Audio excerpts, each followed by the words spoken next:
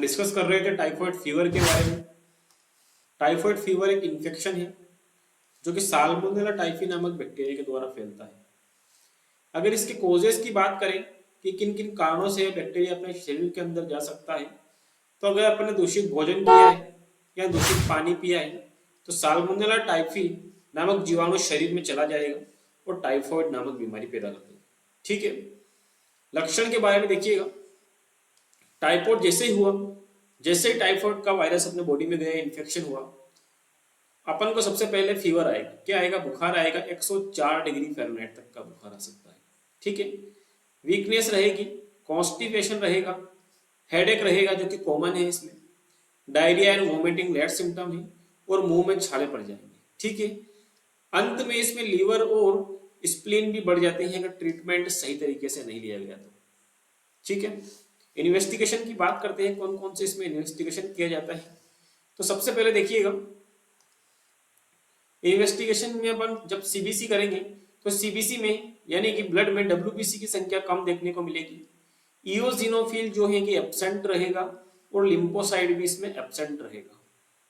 Widal test जो है कि नॉर्मल बुखार के तीसरे दिन किया जाता है और इसका पॉजिटिव मिलना कंफर्मेटरी साइन होता है। यानी कि अपन बोल सकते हैं कि टाइफाइड का जो कंफर्मेटरी टेस्ट होता है वो कौन सा होता है? विडाल टेस्ट होता है। ठीक है, इसके अपन इलाज की बात करते हैं, ट्रीटमेंट की बात करते हैं। अपन सभी इंटर्नशिप कर रहे हैं, क्लिनिकल प्रैक्टिस में काम करेंगे, तो इसके ट्रीटमेंट पोर्शन की तरफ चलते हैं। तो इसमें देखिएगा, अपन इसको जैसे ही अपन यहाँ पर एडल्ट का ट्रीटमेंट देखेंगे और जैसे ही अपन को टेस्ट करवाया और पता चला कि मरीज को टाइफाइड है, सबसे पहले इंजेक्शन मोनोसेप 2 ग्राम आईवी लगाओ, सुबह शाम लगाओ, 3 दिन तक लगाओ। डायरेक्ट आईवी पुश मत करो, उसको हमेशा 100 ml एनएस के अंदर लगाओ। किसमें लगाओ? एग्जैक्ट गाइडलाइन यही कहती है कि 100 ml एनएस में लगाओ, जिससे कि डायरेक्टली आईवी पुश करने से मरीज को नोजिया और वोमिटिंग हो सकता है। 3 दिन तक अपन ने मोनोसेप 2 ग्राम लगाया, उसके तीसरे दिन से जो 5 दिन तक लगातार अपन को मोनोसेप 1 ग्राम सुबह शाम आईवी देना है। ठीक है, किसमें देना है? ये भी 100 ml एनएस के अंदर देना है। इसके साथ में अगर अपन टेबलेट फॉर्म में एंटीबायोटिक्स की बात करें तो आप इसमें एजिथ्रोमाइसिन 500 mg दे सकते हैं। एक गोली रोजाना खाने से आधे घंटे पहले 3 दिन तक लगातार देना है। अगर आप लोग एजिथ्रोमाइसिन नहीं देना चाहो तो उसकी जगह जो है कि आप टेबलेट सिफिक्सिम 400 mg दे सकते हैं। और इंजेक्शन मोनोसेप की जगह, मोनोसेप जो अपन 2 ग्राम और 1 ग्राम लगा रहे थे उसकी जगह आप सिप्रोफ्लॉक्सासिन 100 ml आईवी सुबह शाम दे सकते हैं। ठीक है, इसके अलावा लक्षण के आधार पे आप लोग इलाज कर सकते हैं। जैसे कि टेबलेट, जैसे कि बुखार आ रहा है, पेशेंट का टेम्परेचर इंक्रीज हो रहा है, तो डोलो पैरासीटामोल 650 mg सुबह शाम दे दो। ठीक है, इसको आप एसओएस यानी कि जब भी बुखार आए तब दे सकते हैं।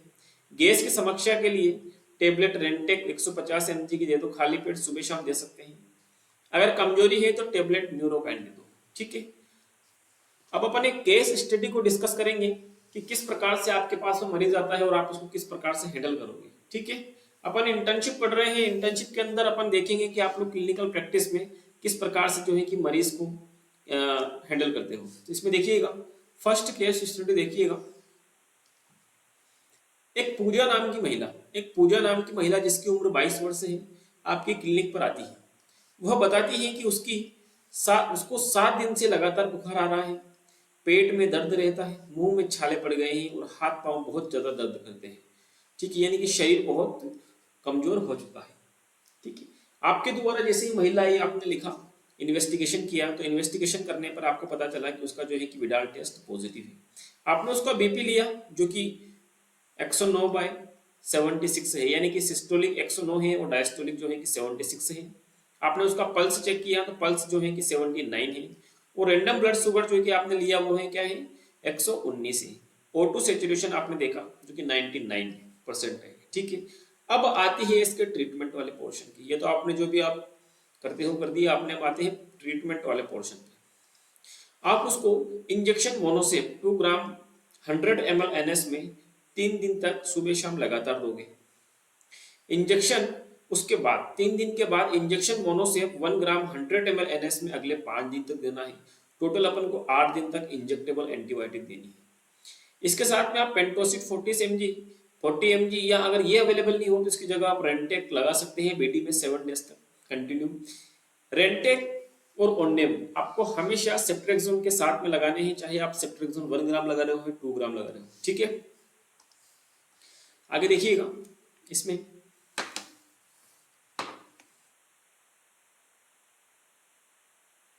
जैसा कि मैंने आपको बताया कि आप लोग इंजेक्शन ओंडानसेट्रोन लगातार 7 दिन तक दे सकते हैं। 7 दिन तक देंगे तो क्या होगा, जैसे आप एंटीबायोटिक दे रहे हैं जिसकी वजह से क्या होगा, नोजिया और वोमिटिंग नहीं होगा, ठीक है। टेबलेट एजिथ्रोमाइसिन, टेबलेट आपको एजिथ्रोमाइसिन 500 mg बीडी में 7 डेज देनी है, और उसके साथ में आपको पैरासीटामोल 650 mg देनी है बुखार आने पर, ठीक है।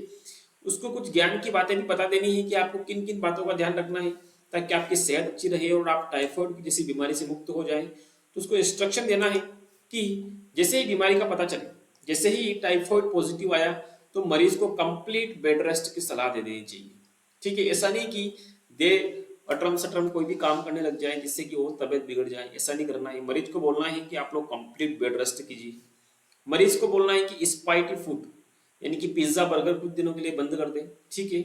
और उसको ओआरएस का घोल दे, ओआरएस का घोल दे, जिससे क्या होगा, शरीर में इलेक्ट्रोलाइट बैलेंस बना रहेगा, ठीक है। उसके साथ में मरीज के मुंह के स्वाद बदलने के लिए उसे फलों की चाट देनी चाहिए। अलग अलग डिफरेंट डिफरेंट टाइप के फल्स अवेलेबल होते हैं, उनको बोलो कि आपके मुंह में कड़वाहट होती है, मेडिसिन देते हैं अपन 1 ग्राम 2 ग्राम, इससे क्या होता है, मुंह थोड़ा कड़वा हो जाता है। तो उससे अपन क्या करेंगे, उसको प्रिवेंशन के लिए कि अलग अलग फलों की चाट देंगे, जिससे क्या होगा, मरीज के मुंह का स्वाद बदलेगा। एक स्पेशल बात है कि टाइफाइड के मरीजों के लिए दूध पीना सर्वोत्तम माना गया है, ठीक है।